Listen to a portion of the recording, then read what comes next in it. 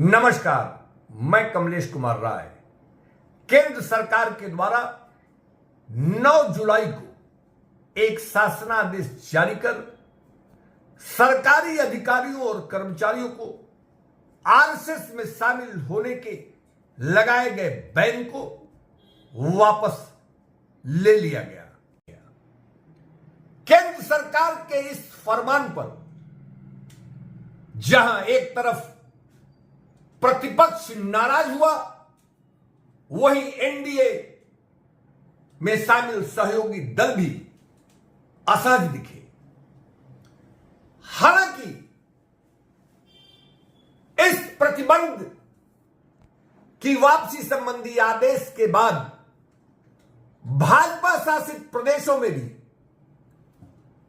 RSS को सरकारी कर्मचारियों और अधिकारियों के शामिल होने से संबंधित आदेश पर कुछ खास उत्साह देखने को नहीं मिला। दरअसल चुनावों के दौरान भाजपा अध्यक्ष जेपी नड्डा के द्वारा एक बयान में यह कह देना भारी पड़ा, जिसमें कहा गया था कि आरएसएस कि अब वर्तमान भाजपा नेतृत्व को कोई जरूरत नहीं है।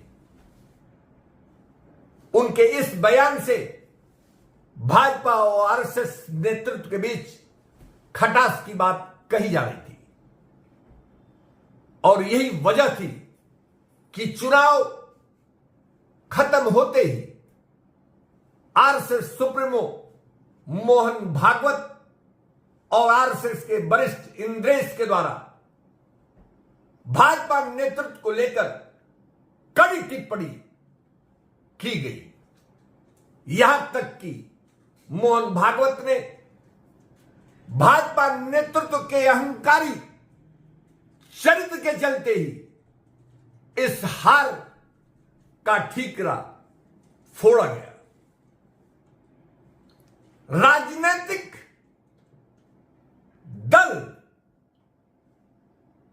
कौन हो सकता है और क्या आरएसएस एक राजनीतिक संगठन है, इस पर भी इस प्रतिबंध की वापसी के बाद बहस तेज हो गई। तकनीकी रूप से यदि देखा जाए तो कोई भी संगठन चुनाव आयोग में पंजीयन के बाद ही राजनीतिक दल माना जाता है और आरएसएस का किसी भी ढंग से चुनाव आयोग में कोई रजिस्ट्रेशन कभी नहीं रहा। हालांकि आरएसएस के तमाम सामाजिक और भाजपा जैसे राजनीतिक दल माने जाते हैं। सामाजिक संगठनों से संबंधित आवश्यकता के मुताबिक उनके रजिस्ट्रेशन कराए जाते हैं। वहीं भाजपा का भी बतौर राजनीतिक दल रजिस्ट्रेशन कराया गया है। भाजपा और आरएसएस एक ही सिक्के के दो पहलू हैं। आरएसएस को भाजपा का मदर ऑर्गेनाइजेशन माना जाता है, यानी भाजपा आरएसएस के कोख से निकली एक राजनीतिक दल है जिसमें संगठन मंत्री के हर स्तर के पद पर आरएसएस के द्वारा लोग भेजे जाते हैं। आरएसएस के प्रतिबंध की वापसी के बाद सबसे ज्यादा नाराजगी एनडीए से जुड़े लोगों की देखी जा रही है। नीतीश कुमार के प्रवक्ता ने तो यहां तक कह दिया कि आखिर 1980 में आरएसएस में शामिल होने पर लगाए गए बैन को 2024 में हटाने की आखिर कौन सी जरूरत आन पड़ी, जबकि इसके पूर्व 6 वर्ष अटल जी की सरकार रही तो 10 वर्ष मोदी की पूर्ण बहुमत की सरकार देश में रहने के बाद भी ऐसे प्रतिबंध की वापसी संबंधित कोई फरमान आखिर क्यों नहीं जारी किया गया। 2024 में जब भाजपा सहयोगी दल के भरोसे सरकार में है, ऐसे में बगैर अपने सहयोगी दल से इस विषय पर विमर्श किए इस तरीके के फरमान जारी करने का औचित्य क्या है। एक सवाल के जवाब में जदयू का कहना है कि जब बिहार में अधिकारियों और कर्मचारियों के द्वारा इस तरीके की कोई पहल देखने को मिलेगी तब निश्चित रूप से सरकार इस पर विचार जरूर करेगी।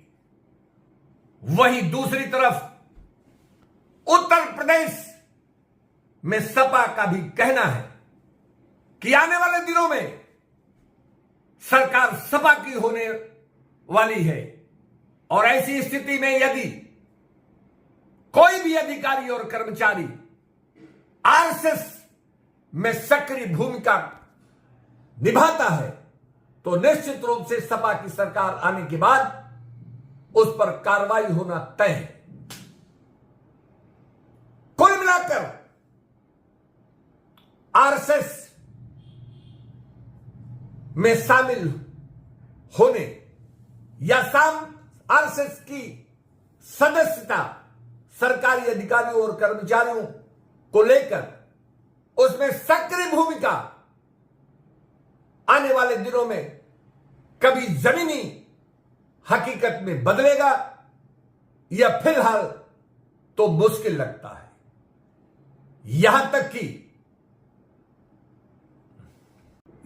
कि सिविल सर्विस एक्ट 64 के मुताबिक कोई भी सरकारी अधिकारी किसी भी राजनीतिक संगठन की सदस्यता नहीं ले सकता और न ही उसकी भूमिका उसमें शामिल होने या उसमें किसी भी तरीके की उसकी सक्रियता इच्छा में मानी जा सकती है।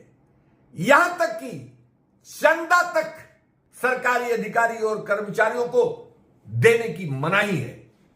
ऐसे में केंद्र सरकार के द्वारा सिर्फ आरएसएस को खुश करने की वजह से जारी किए गए इस आदेश को कितना अमली जामा पहनाना मुमकिन होगा यह समय बताएगा, लेकिन फिलहाल तो इसमें कोई बहुत खास इसके पक्ष में कोई माहौल बनता नहीं दिख रहा है। उपभोक्ता मंच के लिए आज बस इतना ही। नमस्कार।